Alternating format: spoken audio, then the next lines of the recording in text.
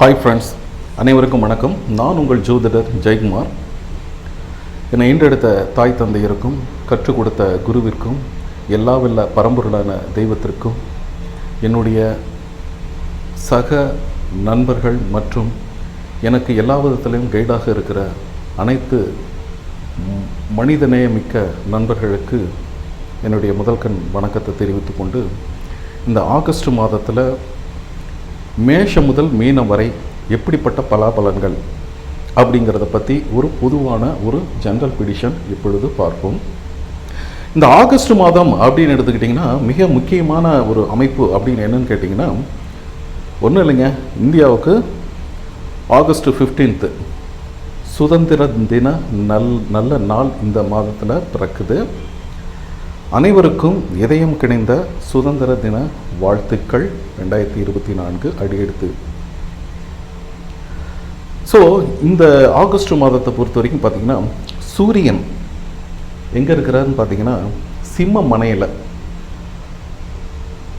அதாவது ஆகஸ்ட் 17ஆம் தேதிக்கு பிறகு சூரியன் பார்த்திங்கன்னா சொந்த ராசியில் ஆட்சி பொறுப்பு ஏற்கிறார்.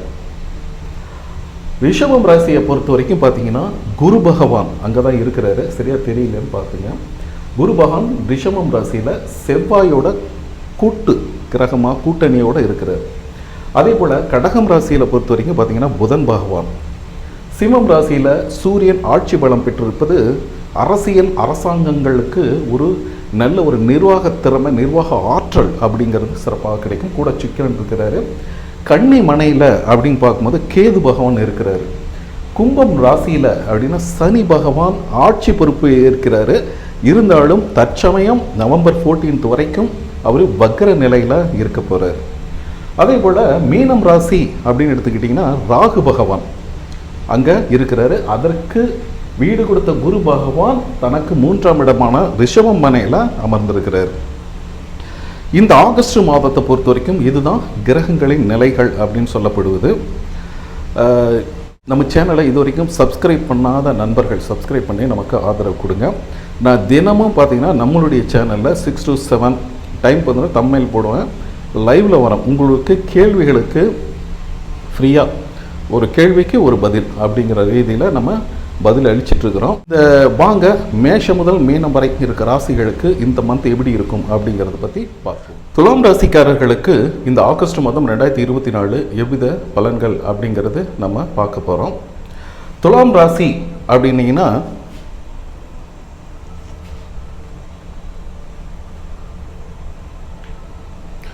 சந்திரன், அதாவது ராசியை பற்றி பார்க்கறதுனால இந்த சந்திரன் வந்து இங்கே இருக்கிறாரு. ஸோ முதல்ல பார்த்தீங்கன்னா அந்த ராசி வலுவாக இருக்கா, ராசிநாதன் வலுவாக இருக்காங்களா அப்படின்னு பார்க்குறதுக்கு உங்களுடைய துலாம் ராசிக்காரர்களுடைய ராசிநாதன் இந்த மாதத்தில் எப்படிப்பட்ட அமைப்பில் இருக்கிறாரு அப்படின்னு பார்த்தீங்கன்னா 11ஆம் இடத்துல சூரியனோட சேர்க்கை பெற்று இருப்பது மிகப்பெரிய ஒரு நன்மைகள். பொதுவாகவே ஜோதிடத்தில் 11ஆம் இடம் அப்படிங்கிறது ஒரு நன்மைகள் கொடுக்கின்ற ஒரு ஸ்தானம், லாபங்கள் கொடுக்கின்ற ஒரு ஸ்தானம், எதிர்பார்ப்புகளை பூர்த்தி செய்கின்ற ஒரு ஸ்தானம், பெரியோர்களால் மதிக்கப்படுகின்ற அவர்களால் நன்மைகள், மூத்தவர்களால் அனுகூலங்கள், அவர்களால் நன்மைகள், லாபங்கள் எப்படின்ட்டு சொல்லிட்டா போகலாம். ஆனால் இந்த சரராசி அப்படின்னு சொல்கிறதுனால இது பாதகாதிபதி, இதெல்லாம் வந்து பார்த்திங்கன்னா நீங்கள் ஜாதகம் பார்க்கும்போது லக்னத்தின் அடிப்படையில் பார்த்துக்கலாம். ஆனால் இந்த கோச்சாரம் என்ன சொல்லுதுன்னு பார்த்தீங்கன்னா உங்களுடைய ராசிநாதன் தற்சமயம் 11ஆம் இடத்துல சூரியனோட இணைவு பெற்று இருக்கிறார். இது ஒன்று தான், சரிங்களா? ஸோ எந்த ஒரு கிரகம் சூரியனோ அதாவது 11ஆம் இடத்துல இருக்கிறதோ அது சேர்ந்துருக்கிறத ஏதோ ஒரு கிரகங்கள் இருந்தால் நல்ல பலன்கள் கிடைக்கும். ரெண்டாவது பார்த்தீங்கன்னா 11ஆம் இடத்து அதிபதி சூரிய பகவானும் அதே இடத்துல இருப்பது துலாம் ராசிக்காரர்களுக்கு ஒரு கூடுதல் சப்போர்ட் அப்படின்னு சொல்லலாம், சரிங்களா? ஸோ இந்த டைம் வந்து உங்களுடைய எண்ணங்கள் நிறைவேறும், ஆசைகள் பூர்த்தியாகும், நினைச்ச காரியம் நினைச்சபடி நடக்கும், தொட்டது துளங்கும். இதுவரை தடையாகி போய் கொண்டிருந்த ஒரு தாட் ப்ராசஸ், மைண்ட் ரீதியாக ஒரு குழப்பம், தெளிவில்லாத சிந்தனைகள் அதெல்லாம் போயிட்டு இருந்துச்சு இல்லையா, அந்த நிலைமைகளெல்லாம் இப்போ மாறப்போகுது. அடுக்கடுக்காக நீங்கள் ஒரு நன்மைகளை சந்திக்க போகிறீங்க. அதே சமயம் முதல் திருமணம் ஃபெயிலியருங்க, 2ஆம் திருமணம் அப்படின்னு ஒரு ஜாதகத்திலேயே அந்த மாதிரி அமைப்புகள் இருந்து கோச்சார ரீதியாக சந்திரன் அங்கே வரும் பொழுது உங்களுக்கு 2ஆம் திருமணத்துக்கான பாசிபிலிட்டிஸ் வாய்ப்புகள் எல்லாமே கிடைக்கின்ற ஒரு அமைப்பு அப்படின்னு சொல்லலாம். அதே சமயம் 2ஆம் இடம் எப்படி இருக்குதுன்னு பார்த்தீங்கன்னா விருச்சக ராசி உங்களுக்கு 2ஆம் இடமாக வருகிறது. தனம், குடும்பம், வாக்கு, இன்கம், பேசக்கூடிய வார்த்தைகள், குடும்பத்தில் இருக்கிற ஒரு அந்யோன்யம், இதெல்லாமே சொல்லக்கூடியது 2ஆம் இடம். 2ஆம் இடத்து அதிபதி தனக்கு 8ஆம் இடத்துல லக்னத்துக்கு, அதாவது உங்களுடைய ராசிக்கு 8ஆம் இடத்துல அமருவதனால ஒரு தீய பலன்கள் வருமா அப்படிங்கிறது இல்லை. குடும்பம் சார்ந்த ஒருவருக்கு ஒரு உடல்நிலை தொந்தரவு, ஒரு இன்கம் வருது அப்படின்னாலும் அது கொஞ்சம் தடைகளை கடந்து வருது. இருந்தாலும் உங்கள் ராசிநாதன் எங்கே இருக்கிறாரு? 11ஆம் இடத்துல சூரியனோடு இணைவில் இருக்கிறாரு. எப்பாடுபட்டாவது அந்த காரியத்தை, அந்த நன்மைகளை நீங்கள் கவர்ந்து இழுக்கக்கூடிய ஒரு சந்தர்ப்பத்தை, வாய்ப்புகளை சூரியன் உங்களுக்கு வழங்குகிறாரு. 2ஆம் இடத்து அதிபதி உங்களுக்கு 8ஆம் இடத்துல அப்படிங்கிறதுனால ஒரு இன்வெஸ்ட்மெண்ட் பண்ணுறது, ஒரு இன்சூரன்ஸ் ஏற்கனவே போட்டது முதிர்ச்சியாகி அந்த இன்கம் உங்களுக்கு வர்றது, நிலம் சம்பந்தமான ஒரு நிலத்தை விற்று அதனால் ஒரு இன்கம் வர்றது, இந்த மாதிரி ஒரு பாசிபிலிட்டிஸ், ஒரு பாசிட்டிவான ஒரு அமைப்பு அப்படின்னாலும் சகோதரர்களிடம், செவ்வாய்ங்கிறது காரகன், சகோதர காரகன் இல்லையா, அவர்கள்ட்ட நீங்கள் கொஞ்சம் ஒரு விட்டு கொடுத்து போகிறது, இணக்கமாக போகிறது, இந்த மாதிரி அமைப்புகளை நீங்கள் வச்சுக்கும் போது ஒரு நன்மைகள் இருந்தாலும் பார்த்தீங்கன்னா உங்கள் உடல்நிலையிலையும் சற்று கவனமாக இருக்கக்கூடிய திடீர் இடமாற்றங்கள், ஒரு மாற்றங்கள், ஆஃபீஸ் ரீதியாக, தொழில் ரீதியாக அப்படிங்கிற ஒரு இடமாற்றங்களும் கொஞ்சம் வருவதற்கு வாய்ப்பு இருக்குங்க. அதே சமயம் 3ஆம் இடத்து அதிபதி குரு பகவான் இருப்பது 8ஆம் இடத்துல. ஸோ முயற்சி ஸ்தானாதிபதி அப்படிங்கிற ஒரு முயற்சி எடுக்கிறீங்க, ஆனால் அதெல்லாம் இங்கே தோல்வி ஆகிடுதா அப்படிங்கிறதுலாம் இல்லை. முயற்சிகளில் கன்சிஸ்டண்ட்டாக நீங்கள் தொடர் முயற்சி, ஏன்னா குரு இருக்கிறது, குரு பகவான், குருவும் செவ்வாயும் இணைந்து ஒரு விஷயத்துக்காக, ஒரு லாபத்துக்காக, ஒரு நன்மைகளுக்காக, ஒரு நல்லது, அதுக்காக கொஞ்சம் அலைச்சல் திருச்சல் கொஞ்சம் இருக்கும் அப்படிங்கிறதாலும். ஆனால் 8ஆம் இடத்தான் திடீர் அதிர்ஷ்ட வாய்ப்புகளும், நிலம் சம்பந்தமான, சொத்து சம்பந்தமான சில விஷயங்களில் திடீர் வரவுகள் அப்படிங்கிறது காட்டுது. சரிங்களா? அதே சமயம் 4ஆம் இடம் அப்படின்னு சொன்னீங்கன்னா சனியோட வீடு. சனி தனக்கு 2ஆம் இடத்துல, 4ஆம் இடத்துக்கு 2ஆம் இடத்துல இருப்பது நன்மை. 4ஆம் இடம்னா என்ன? வண்டி, வாகனம், தாய், கல்வி. இந்த எஜுகேஷன் எப்படி இருக்கும் அப்படின்னு பார்த்தீங்கன்னா முன்னேற்றங்கள் இருக்குங்க. இது வக்பவத்தை வக்ரமாக இருக்கிறாரு. ஸோ இந்த வக்ரமாக இருந்தாலுமே பார்த்தீங்கன்னா உங்களுடைய ஜாதகத்தில் சனி பகவான் வக்ரமாக இருக்கிறார். ஆனால் இந்த காலகட்டம் சூப்பராக இருக்கும், நவம்பர் 14 வரைக்கும். யார் ஒருவருடைய ஜாதகத்தில் சனி நீசமாகவோ வக்ரமாகவோ இருக்கிறார்களோ அந்த காலகட்டத்தை இப்போ கோச்சார ரீதியாக சனி வக்ரம் பெறுகிறது அப்படின்னா அந்த டைம் உங்களுக்கு நல்லா இருக்கும். ஒரு வரவுகள், ஒரு வீடு கட்டுறது, ஒரு மனை வாங்குறது, நிலம் வாங்குறது, தாயார் உடல்நிலை ஆரோக்கியத்தில் நல்ல ஒரு முன்னேற்றம் ஏற்படுது. தொலைதூர கல்வி, ஒரு இடத்துலேருந்து இன்னொரு இடத்துக்கு, ஹைடெக், பிஹெச்டி எஜுகேஷனில். ஸோ உங்களுடைய சுகஸ்தானம் அப்படிங்கிறது வலுப்பெறுது. ஒரு வண்டி வாகனம் வாங்குறது, பழைய வண்டி மாற்றிட்டு புதிய வண்டி வாங்குறது, இந்த மாதிரி ஒரு அமைப்புகள். ஏன்னா பழசு வக்ரம் இல்லையா, அது ஒரு மாற்றம், ஒரு கொடுத்து ஒன்று பெறுவது அப்படிங்கிற ரீதியில் 4ஆம் இடம் உங்களுக்கு லக்னத்துக்கு, உங்களுடைய ராசிக்கு இந்த ஆகஸ்ட் மாதத்தில் இருக்குங்க.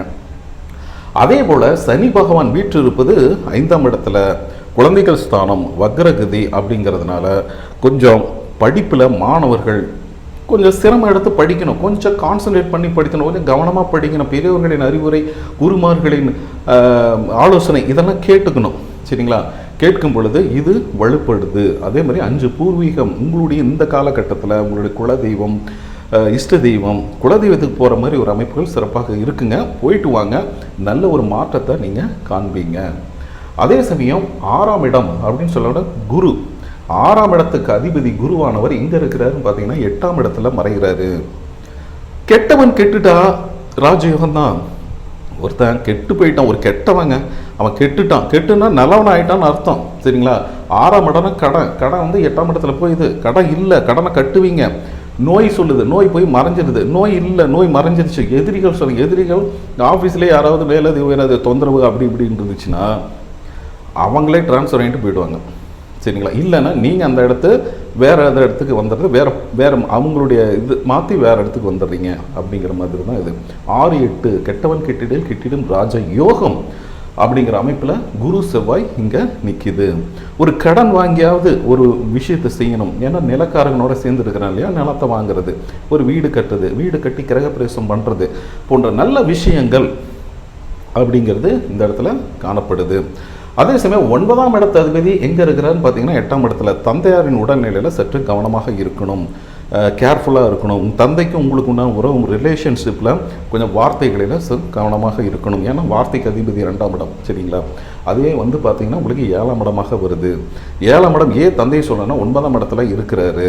அதே சமயம் உங்களுடைய வாழ்க்கை துணைவரோட உடல்நிலையில் சற்று கவனமாக இருக்கணும். வாழ்க்கை துணைவரோட வழியில் ஒரு நல்ல ஒரு இன்கம் அப்படிங்கிறது வருது, சரிங்களா?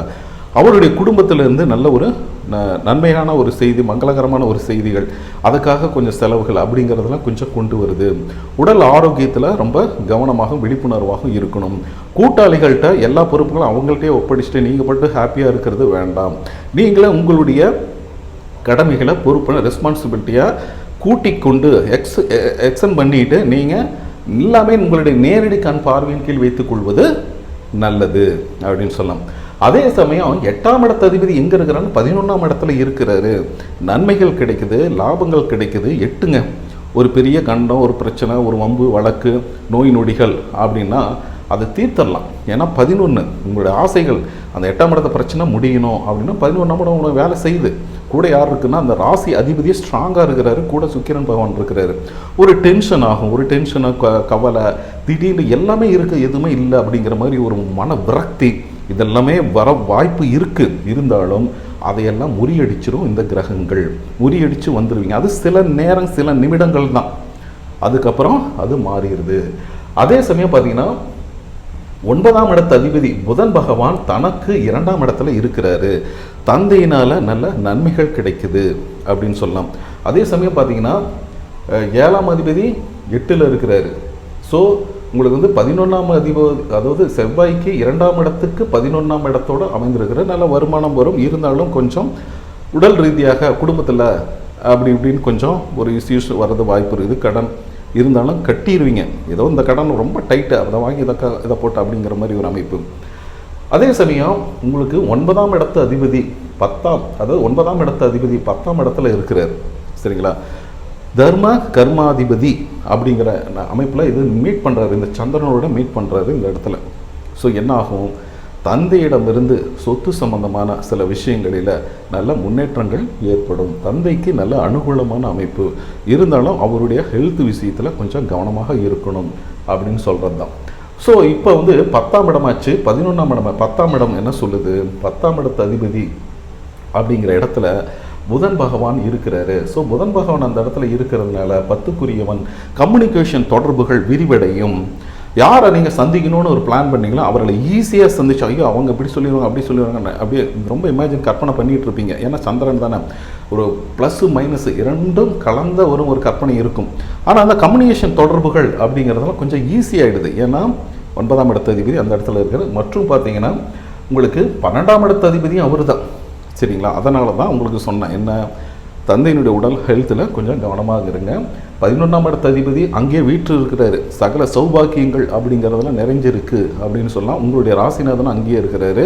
12ஆம் இடத்து அதிபதி உங்களுக்கு 10ஆம் இடத்துல போய் உட்காந்து அதிகமான முதலீடுகள் அப்படிங்கிறதெல்லாம் தவிர்ப்பது நல்லது.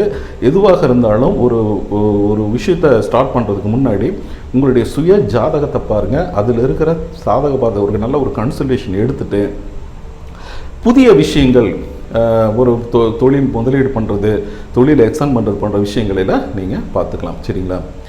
இது பார்த்திங்கன்னா ஒரு பொதுவான பலன்களை தான் நம்ம சொல்லி, உங்களுடைய சுய ஜாதகத்தில் இருக்கிற கோள்களின் நிலைகள், தசாபுத்திகள் இதெல்லாம் வச்சு 100% ப்ரெடிக்ஷன் சொல்லலாம். இதற்காக என்கிட்ட ஒரு கன்சல்டேஷன் ஜாதகம் பார்த்துக்கணும்னு நீங்கள் விருப்பப்பட்டீங்கன்னா ஸ்க்ரீனில் இருக்கிற இந்த வாட்ஸ்அப் எங்களுக்கு கான்டாக்ட் பண்ணுங்கள், மெசேஜ் பண்ணுங்கள். அதற்குரிய கட்டணங்கள் செலுத்தி பார்த்துக்கலாம் நீங்கள் விரும்பினால், சரிங்களா? ஓகே.